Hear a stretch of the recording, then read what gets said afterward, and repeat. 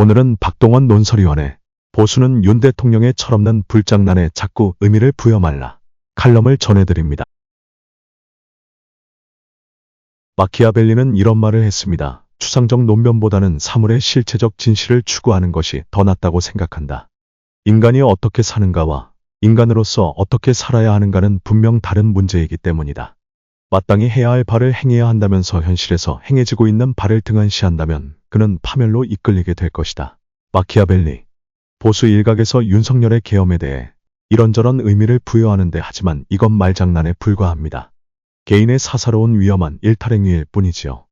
노무현은 뛰어난 정치 감각을 가진 비주류였기에 불가능해 보였던 대권을 차지했고 대통령이 된 이후 대통령으로 인정 않으며 끊임없이 가해지던 주류의 무시와 공세 속에서 상대를 유도해 난국을 돌파했습니다. 그의 정치적 승부수, 대중선동력, 갈라치기는 타의 추종을 불허했습니다. 정몽준과의 후보단이라도 이래 가면 진다. 이래 지나 저래 지나 어차피 지는데 후보단이라 하면 반반 아이가라며 측근들을 설득해 결국 대권을 거머쥐었습니다. 노무현의 대중동원 정치, 여론동원 정치는 지금의 진영화를 만든 악의 근원이 되었지만 굉장한 설득력을 가진 달변가였습니다. 비록 말기에 부동산 폭등과 경제 파탄으로 보수에 다시 정권을 내어줬지만 한미 FTA, 제주해군 기지, 이라크 파병, 국방력 강화 등등 제법 과단성 있는 국익적 조치들을 했습니다. 윤석열과 노무현의 가장 큰 차이점은 윤석열은 다른 사람 말을 듣지 않고 자기가 제일 잘한다 생각하는 점에 있습니다. 윤석열은 오만과 독선의 소유자지만 노무현은 경청을 잘하는 사람이었습니다. 대권을 꿈꾸던 시절 노무현의 일화입니다. 노무현은 젊은 측근 집을 방문하면서 검은 봉지에 소주와 새우깡을 사들고 가 측근의 와이프에게 재수씨, 희정이 내 좀 주이소. 재수씨 허락받으러 와심더. 밥은 안 굶길게요라며 측근 아내를 감동시켰죠. 측근들의 최소 생활비를 마련하기 위해 장수천 샘물 사업도 했습니다. 이런 리더십이 주위에 사람이 모이게 했고 인간적 면모는 대권의 원동력이 되었습니다. 청와대 시절에 하루는 하버드대 대학원 출신의 행정관을 집무실에 불렀습니다. 박 행정관 내가 갑자기 불러서 놀랐지요. 인사 파일을 뒤져보니 당신이 유일하게 하버드 나와서 의견 좀 들어보려고 불렀어요. 그는 한미 FTA 판단을 위해 미국 유학파인 행정관을 불러 의견을 들을 정도로 귀가 열린 사람이었다. 비록 실패한 대통령이 됐지만 경제가 맘대로 되는 건가요? 윤석열은 독단과 독선을 부리며 스스로 고립을 자초하고 분에 못 이겨 극단적 선택을 통해 아예 깽판을 만들어 보수를 구렁텅이에 처박아 버렸습니다. 이명박은 당과 보수를 위해 꼴 보기 싫은 박근혜의 힘을 실어주었습니다. 윤석열은 대통령이 된 이후 보수와 당이라는 큰 틀의 사고를 하지 않았어요. 오직 자기 중심으로 통치와 정치를 이어갔습니다. 당을 자기 맘대로 주물렀습니다. 대선 내내 애먹였던 이준석을 결국 쫓아냈습니다. 강서보궐선거의 후보 공천을 반대하는 당대표를 용산으로 불러 호통쳤고 결국 대형 사고를 쳤습니다. 금방 임명된 비대위원장, 비서실장을 보내 쫓아내려 했습니다. 총선 내내 김건희 특검 거부, 이종섭 출국, 대책 없는 의대 증원 등 줄줄이 대형 사고를 쳐서 총선을 말아먹었습니다.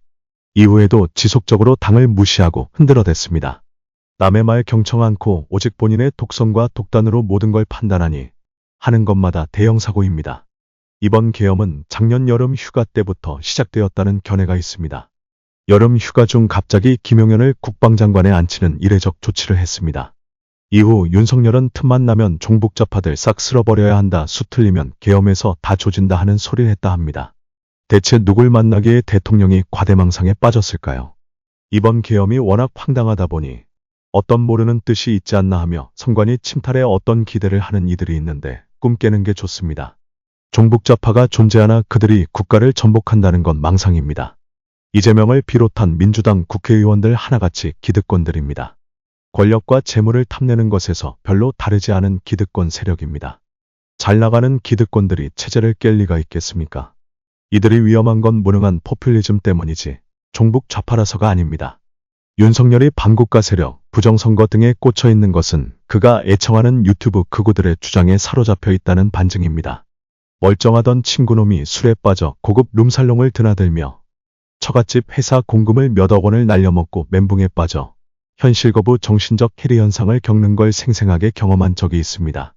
와이프가 필자에게 전화를 걸어 남편이 너무 이상하다라고 말하면서 좀 와달라고 했었습니다. 그 집으로 달려갔더니 친구는 필자에게 누구 따라오는 사람 없었냐? 라고 묻고는 베란다 커튼 사이로 아파트 주차장을 살피더니 뒤 베란다로 가서 담배를 연신 피워댔습니다. 그러고선 필자에게 대공에 쫓기고 있다며 한민전 조직을 만들기 위해 회사 돈을 썼다고 말했습니다. 필자는 친구에게 야, 이 새끼가 지금 무슨 소리 하고 있어? 야단쳤지만 그의 눈빛이 너무 진지했습니다.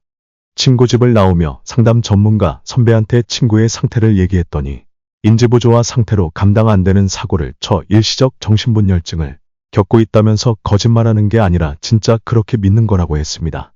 실은 필자도 그런 경험이 있습니다. 장사를 처음 시작하고 났을 때 몇 달간 일거리가 없어 마음이 불안해지자 창문 너머 강도가 넘어올 거란 강박증이 생기기 시작했습니다. 창틀에 경보기도 달았습니다. 13층에 누가 넘어온다고 경보기를 달고 그랬습니다.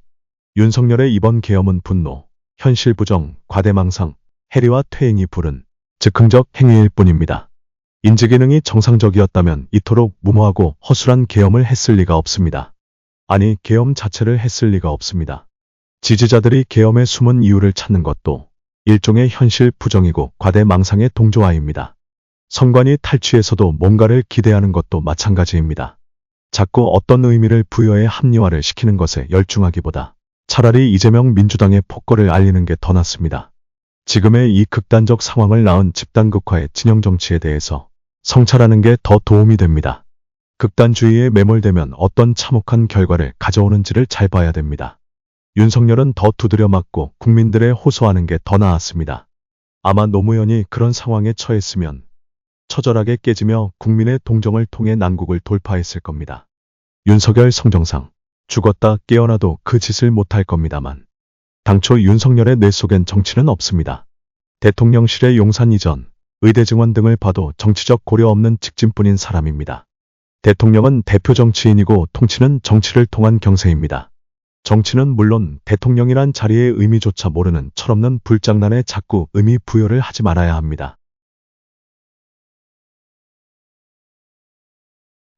오피니언 리더들이 많이 보는 인터넷 신문 최보식의 언론은 국내 최고 기자 안목으로 만드는 거의 유일한 고품격 인터넷 신문입니다.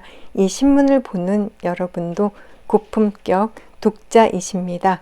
인터넷 포털 사이트 검색창에 최보식의 언론 검색해서 들어와서 함께 해주세요.